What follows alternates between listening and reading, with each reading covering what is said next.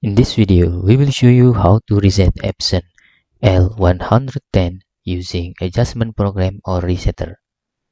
Before you download this resetter, we suggest you to disable all of your antivirus that installed on your computer.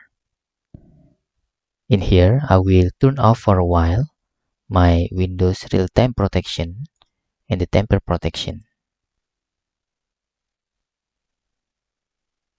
Then you can download this resetter, the link on the description of this video. After you download this resetter, you can just right click and choose extract here. Open the folder.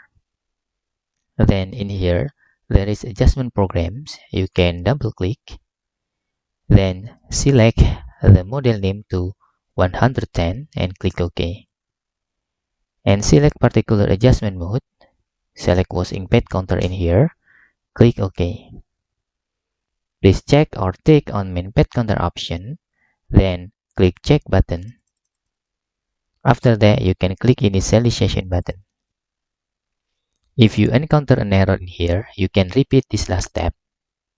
After the resetter works, you can turn off your printer and you can close the programs. After that, you can turn back on your printer again. Hope this video helpful for you.